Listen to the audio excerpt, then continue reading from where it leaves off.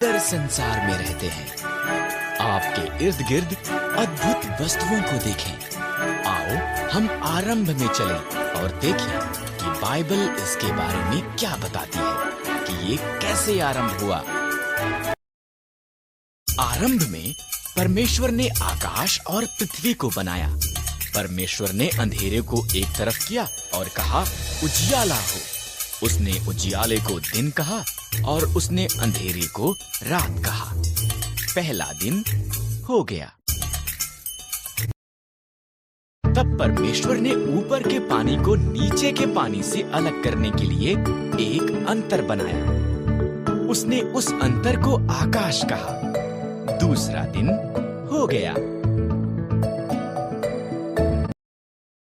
परमेश्वर ने पानी को एक स्थान पर इकट्ठा किया और सूखी भूमि दिखाई दी। उसने सूखी भूमि को पृथ्वी कहा और इकट्ठे हुए पानी को समंदर कहा। तब उसने घास, अनाज के पौधे और पेड़ बनाए। तब परमेश्वर ने आकाश में ज्योतियां बनाई। उसने दिन के लिए सूर्य, रात के लिए चंद्रमा और सभी तारे बनाए। चौथा दिन हो गया। परमेश्वर ने पानी में तैरने के लिए मछलियां और आकाश में उड़ने के लिए पंछी बनाए। फलों फूलों उसने उनसे कहा संसार को संगीत और पानी में छपछपाने की आवाजों से भर दो। 5 इसके बाद परमेश्वर ने जानवर बनाए। उसने खेतों के जानवर, जंगली जानवर और जानवर जो भूमि पर रेंगते हैं को बनाया। अभी केवल एक और चीज बनानी है। परमेश्वर ने कहा सब चीजों से विशेष अभी केवल एक और चीज बनानी है।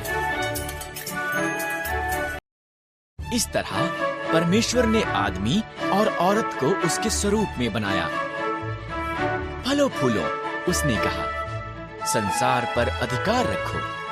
मछलियों, पंछियों और जानवरों की देखभाल करो।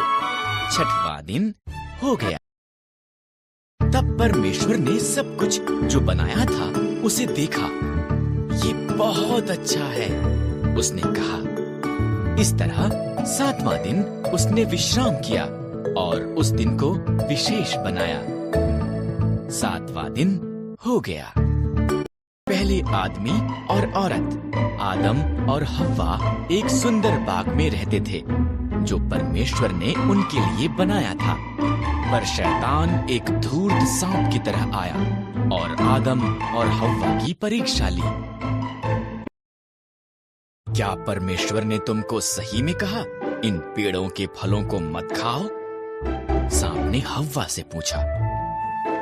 केवल बीज वाले पेड़ से, हव्वा ने जवाब दिया। अगर हम इससे फल खाएं तो हम मर जाएंगे।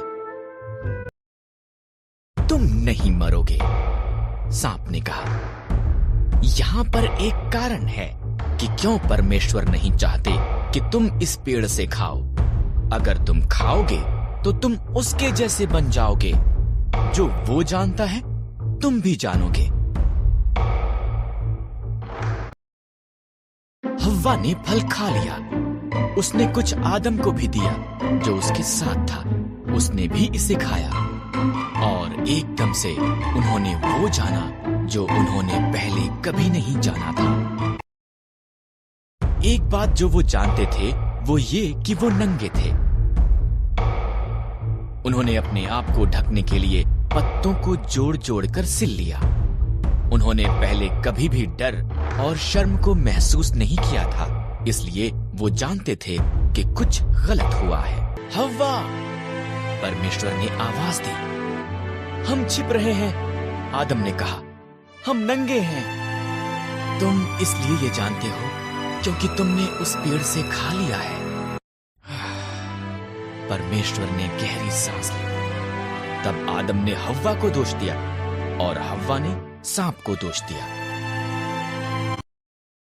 परमेश्वर ने कहा, सांप, तू पेट के बल चलेगा। एक स्त्री का पुत्र तुझे हराएगा। हव्वा, संतान पैदा करना कठिन होगा। आदम, अन्न उगाना मुश्किल होगा। तब परमेश्वर ने आदम और हव्वा के लिए कपड़े बनाए और उन्हें बाग से बाहर भेज दिया। उसने एक ज्वालामय तलवार के साथ एक स्वर्गदूत को वहां पर रखा ताकि वो वापस ना आ सके। पृथ्वी लोगों से भर गई थी, पर उन्होंने इतना ज्यादा पाप किया कि परमेश्वर को दुख हुआ कि उसने उन्हें बनाया था। उसने पृथ्वी पर से हर एक को मिटाने के लिए एक जल प्रलय भेजने का निर्णय किया।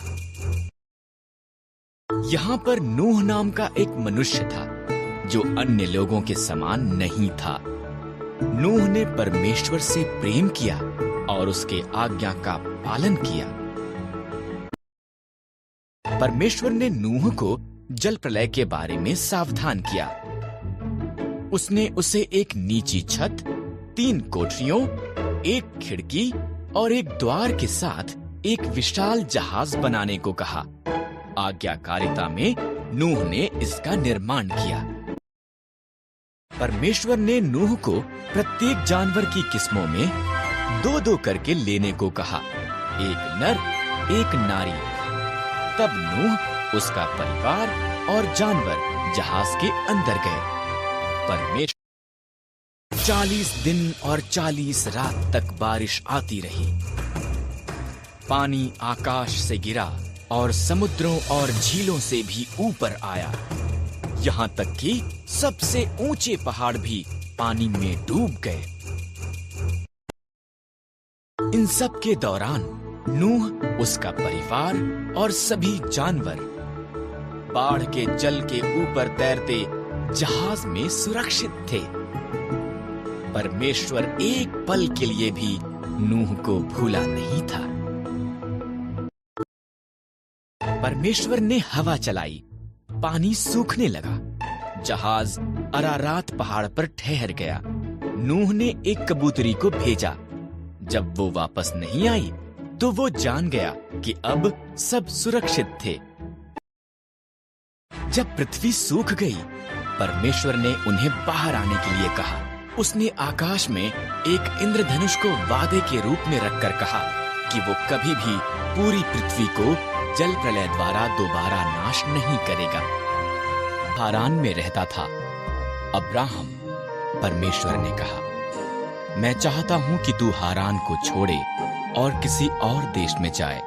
परमेश्वर ने अब्राहम को ये नहीं बताया कि हारान कहां पर था।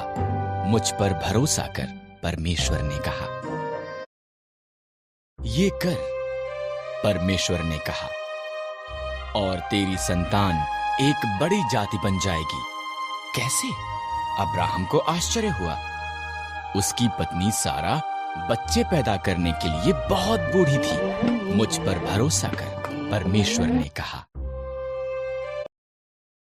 जहां मैं कहता हूं वहां जा, परमेश्वर ने कहा, और तेरी संतान जितने आकाश में तारे हैं उससे ज्यादा होगी। वो पूरे संसार के लिए आशीष होंगे। मुझ पर भरोसा कर। अब्राहम ने परमेश्वर पर भरोसा किया। उसने सारा और सब कुछ जो उसका था उसे लिया। वो वहां गया जहां परमेश्वर ने उसे जाने के लिए कहा था। वहां पहुंचकर अब्राहम ने शकेम में डेरा लगाया। परमेश्वर उसको प्रकट हुआ। मैं ये भूमि तुझे और तेरी संतान को दूंगा, परमेश्वर ने कहा।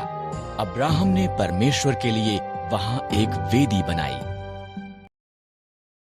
अब्राहम ने परमेश्वर की वादा की हुई भूमि पर यात्रा की। वो खुश था कि उसने परमेश्वर पर भरोसा किया था, इसलिए उसने एक और वेदी बनाई और उस सब के लिए परमेश्वर का धन्यवाद किया जो उससे वादा किया गया था।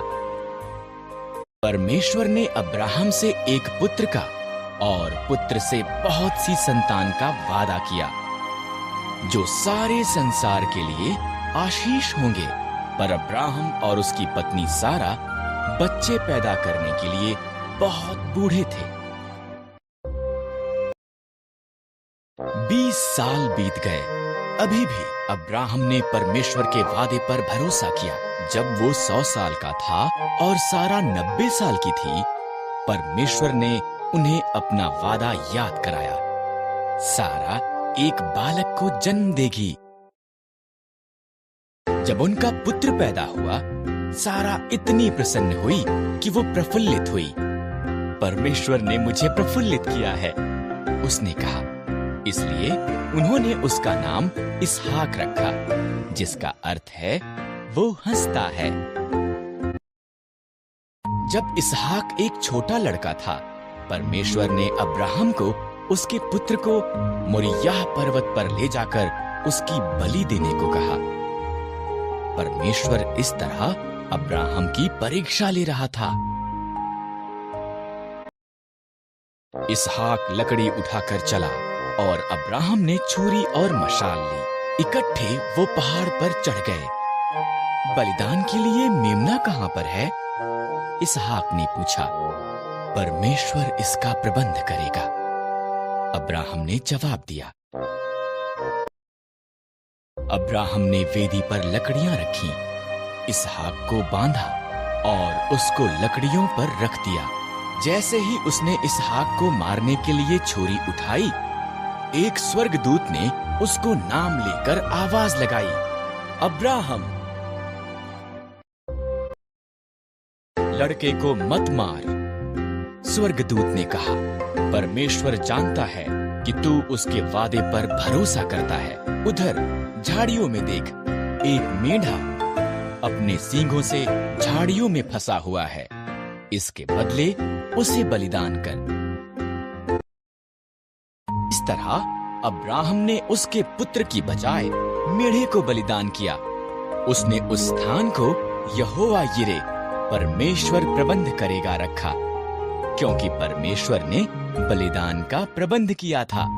ठीक जैसा कि परमेश्वर ने कहा था, उसका वादा सच्चा हुआ।